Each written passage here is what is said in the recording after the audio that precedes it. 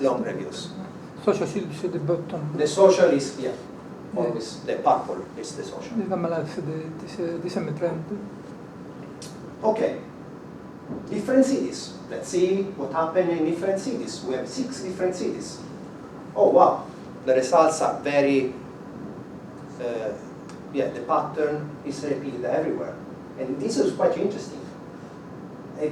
To me, now is just a reminder for myself to do a future study to try to analyze cities in developing countries. Because all the cities are different continents, but the kind of cultural traits of the 6 cities are very, very similar to each other. Could be much different in cities in developing countries. That is another story. And yeah, here we segment about room type. Could be an entire room, a private room, so a shared room, or a shared room. So here is all the house. Here is one room, and the house is shared. And on the right is also the room is shared. And the trend is still confirmed. And to understand about platform updates, we thought, okay, we don't know exactly what Airbnb have done in the platform. However, if we plot this over time, not by year, but over months, in a very low granularity, if out there would be an update about the app doing from one day to the other a different behavior, we should see a spike. We should see a point of a break when we have some trend, and from one day to the other, another trend. Instead, we can see that the trend, the social, is still that this purple one is decreasing quite harmoniously in a continuous way. So we don't see big spikes pointing to the fact that could be one day Airbnb have changed the rules, how to write reviews.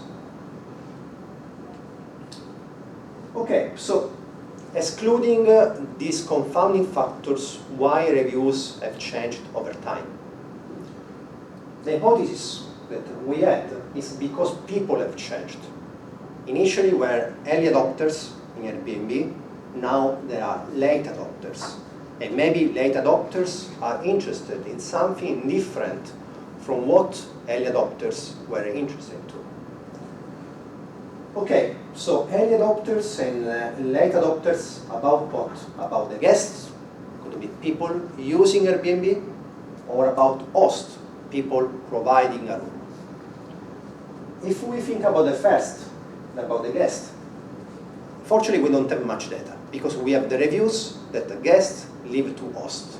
And to understand whether a guest is an early adopter means that we need to have information, not in 6 cities, but in all cities around the world. Because a guest could be the first time writing reviews in London, but could be a very old person using Airbnb in other cities. So just considering 6 cities is not enough to understand whether a person is new or not in Airbnb. But for sure we can do this for hosts. For hosts we can see the first review they've received and how long and for how many reviews they had over time. Okay, so this one of the last slides, then I don't bother you with other plots. So this plot is, the way to read is different from the previous ones. So each block, as an example, this block, are reviews released in 1 year, 2019. So here, reviews released in another year, 2018. And the year you can see here, below, is the first year when the host was active on Airbnb. So how to read this? This 2010 means that if a host was active on Airbnb on 2010, in 2019 this host received this amount of social reviews.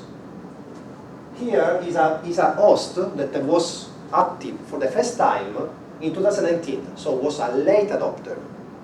And he received much less social reviews on the same year.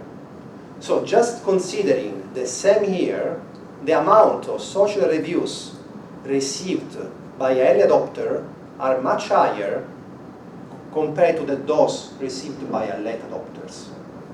Is this confusing? Yeah? So it's focus 1 year. This is 1 year, 2018. All reviews here are from the same year.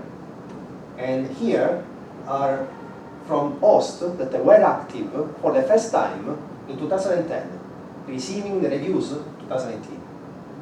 Here is from host active for the first time 2018, receiving new reviews on the same year. So the year is fixed, it's the same year fixed, but receiving reviews in the same year, but active for the first time in different years. So this is an early adopter, still on the platform. This is a late adopter that just joined the platform. And they have different social reviews. We try to do also statistical tests, and there is statistical test difference. And a further confirmation that there could be the users are different, we used to do the null model. So the null model, so we consider all the hosts having at least 10 reviews in 3 different years. So time range, at least 3 years, 10 reviews. And we measure the standard deviation of social score they received. So small standard deviation means that there is consistency on the scores they received. Higher standard deviation means that there is no consistency on the score they received. Okay? And we have this distribution of standard deviation with this average.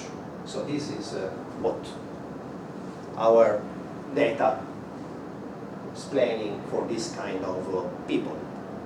If we shuffle the ID of the host, so this is the random model, we shuffle and we keep everything the same, we get this other distribution, having different means and being statistical difference, the two.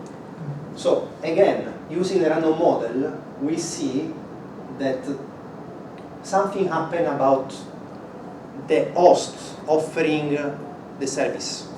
So this points out that a host offering a service, initial host, they may offer more social interaction with guests, therefore they receive more social reviews. Okay, so this is pretty much everything. This is pretty much what we discovered so far. We discover, yeah, I didn't write here. We discovered a dictionary, first of all, important. I didn't put in the slides. We discovered a dictionary that can be used on Airbnb and having 14 sub-teams. And the same methodology can be used in other domains. So similar methodology we may follow if we want to do a specific dictionary for a specific domain. And just using thematic analysis plus machine learning.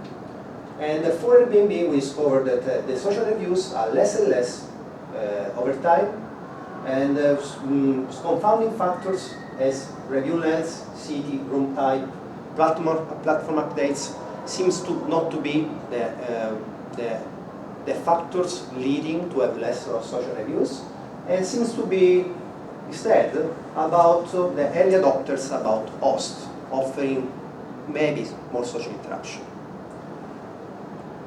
This is still ongoing. What I want to finish this study is to study the geography of the city. So what I want to do is to use some coordinates to map the social part of the city versus the, let's say, the less social part of the city. And also see how this is evolving over time.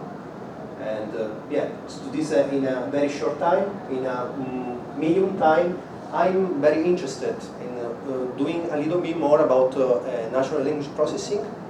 Specifically, I want to understand if it's possible to understand the sub-meanings of the text.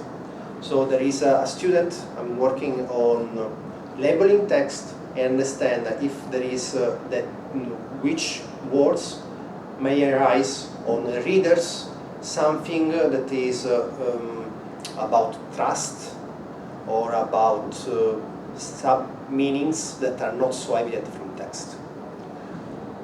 And yeah, other studies, maybe more in the long run, to study the bias of this platform, to study, you know, that there is any technology may have its bias and maybe may encourage or foster bias because we don't, it's an interaction between us and strangers, so we want to feel very safe, and if we have some bias, the technology may support us on this.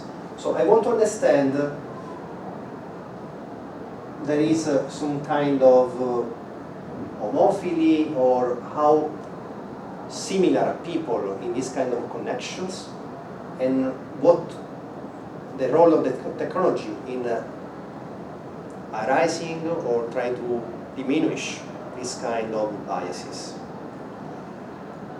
I just, on this side, to me is quite interesting the fact, is the bias making us happy? So we feel safe, but sometimes we don't go for unsafe things that we think are unsafe, but they could be good for us, no? Yeah, that's it. Here are some papers, if you want to read them, and I'm done.